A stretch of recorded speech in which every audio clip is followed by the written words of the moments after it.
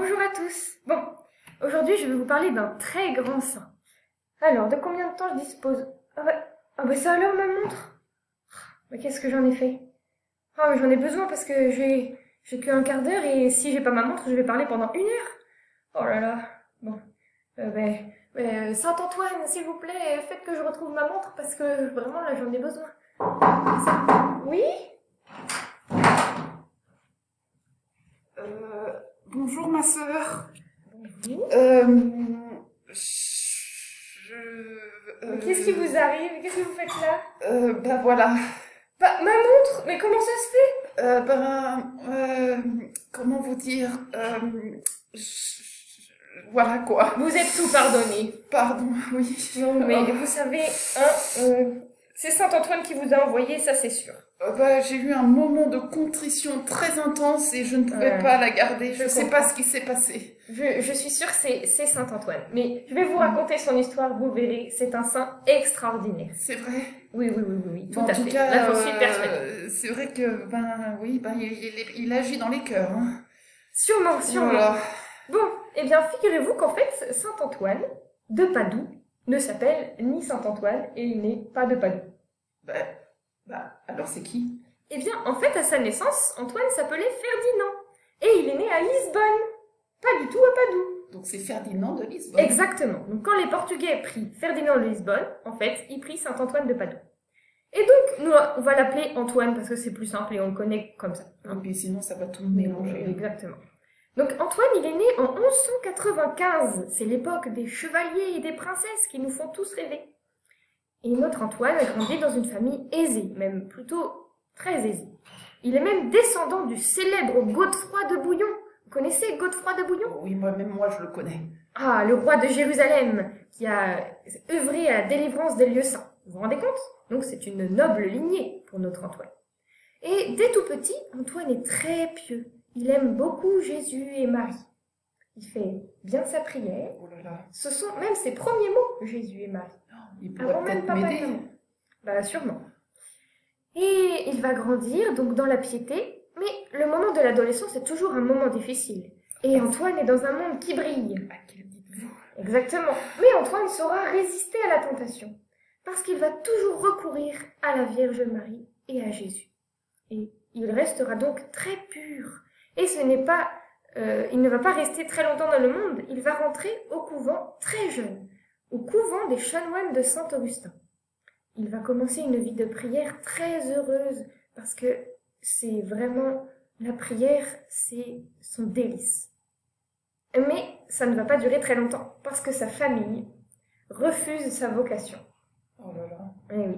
Ils ne vont pas lui laisser de répit, ni de jour, ni de nuit, tellement que le pauvre Antoine n'en peut plus et demande à changer de couvent. Il est donc envoyé dans un autre village, et là, il retrouve la paix. Mais pas pour très longtemps, parce qu'un autre événement va changer le cours de sa vie. Mais c'est quoi? Eh bien, ce sont les franciscains. Il va faire la connaissance de l'ordre de Saint-François. Saint-François est alors encore en vie à cette époque. C'est le tout début de l'ordre franciscain. Deux saints qui se rencontrent. Et Antoine va surtout être marqué par l'arrivée des corps des 5 martyrs qui ont été envoyés au Maroc, les 5 martyrs franciscains. Et aussitôt grandit dans son cœur un immense désir de mourir martyr à son tour. Mais il comprend que ce n'est que dans l'ordre franciscain qu'il pourra accomplir ce désir.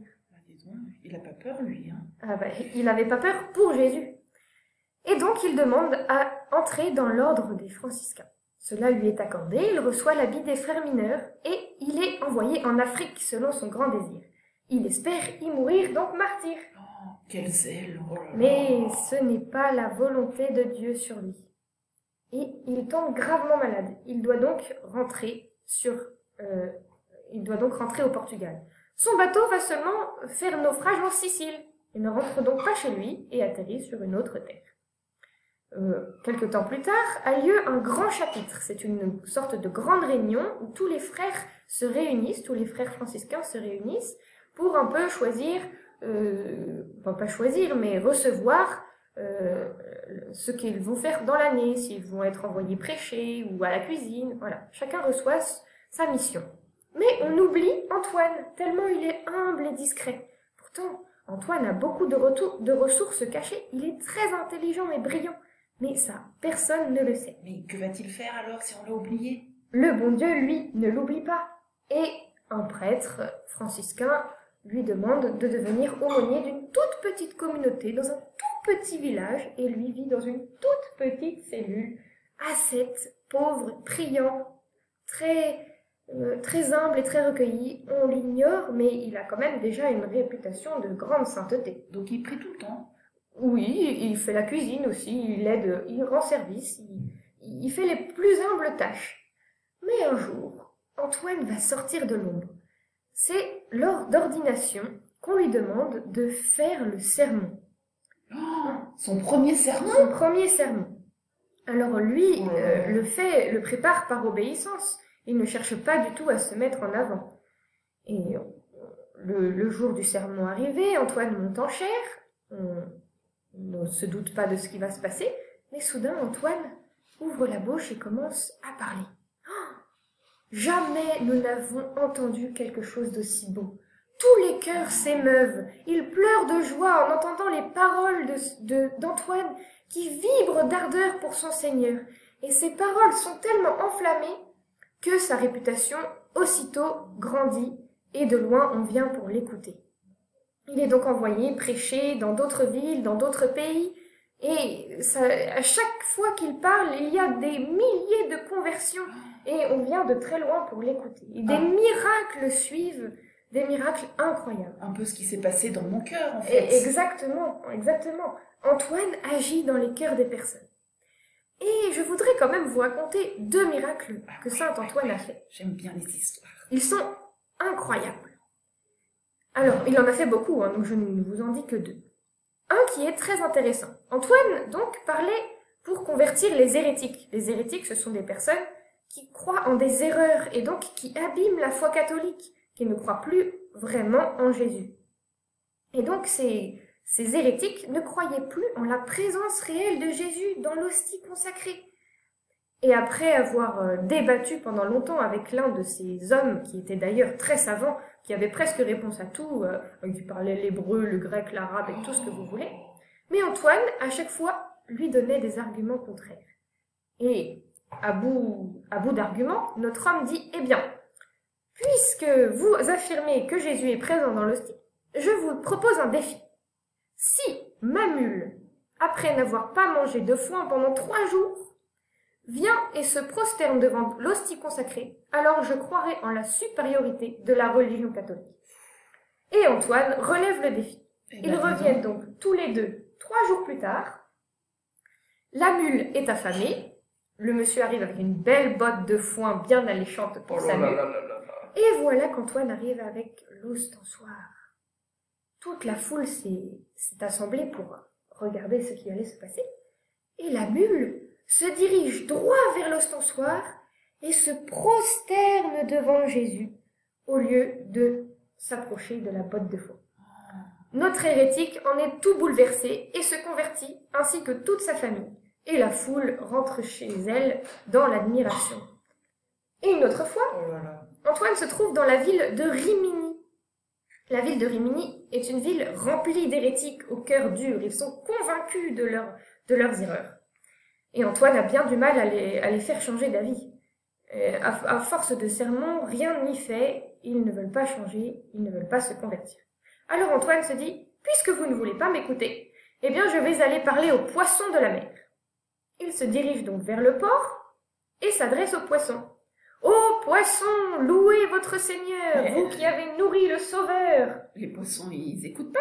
Eh bien si, au contraire, tous les poissons se regroupent, montent à la surface, et à chaque parole d'Antoine, les voilà qui frétillent de joie, qui font ba ba ba, et c'est tout juste s'ils ne répondent pas amen, amen à chaque fois qu'Antoine leur demande de louer Dieu.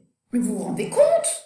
Et c'est incroyable, et tous les gens, toute la foule qui était curieuse, cette fois-ci, ça a tout changé, ils se sont convertis, leur cœur s'est ouvert à la grâce à nos chers petits poissons, mais surtout grâce à Antoine. Oh là là, incroyable. Incroyable.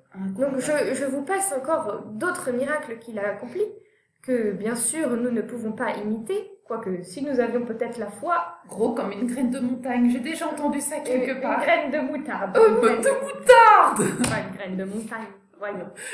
Faudrait que je relise mes évangiles. Oui, il serait temps. Tiens, on fera des petits cours de catéchisme à l'occasion. Oh là là. Mais je ne voudrais pas vous laisser sans vous avoir parlé de la relation d'Antoine avec la Vierge Marie, surtout en ce mois de mai qui commence. Nous connaissons peut-être très peu cette facette de notre Saint Antoine, mais Antoine aimait beaucoup la Vierge Marie, spécialement la fête de l'Immaculée Conception et de l'Assomption. Un jour, il a lu dans un livre quelque chose qui lui a fait beaucoup de peine.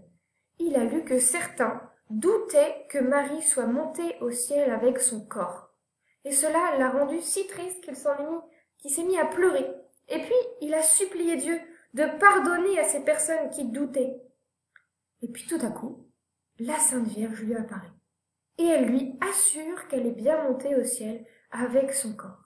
Antoine en est tout consolé et qu'est-ce qu'il a dû être heureux de voir la Vierge Marie. Ah oui, il l'a vue plusieurs fois.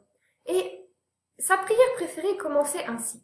Ô gloriosa Domina, ô glorieuse Reine du ciel, plus élevée que tous les astres. Et ce fut aussi sa dernière prière avant de mourir. Alors en ce mois de mai, nous vous proposons d'imiter Saint Antoine dans sa dévotion mariale et de vivifier chaque jour notre prière à la Vierge Marie, spécialement en disant la prière Ô Notre-Dame. La connais-tu ? On me l'a déjà dit. Eh bien, nous allons la prier ensemble maintenant, pour confier à la Vierge Marie surtout aussi la pureté de nos cœurs, pour qu'ils soient aussi purs que celui de Saint Antoine. Au nom du Père et du Fils et du Saint-Esprit. Amen.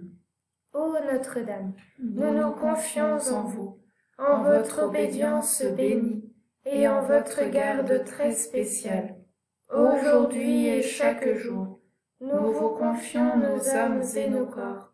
Nous vous confions tout notre espoir et toute notre consolation, toutes nos angoisses et nos misères, notre vie et la fin de notre vie, pour que par votre très sainte intercession et par vos mérites, toutes nos actions soient dirigées et disposées selon votre volonté et celle de votre Fils. Amen. Notre-Dame des Neiges, priez pour nous. Saint Antoine, priez pour nous.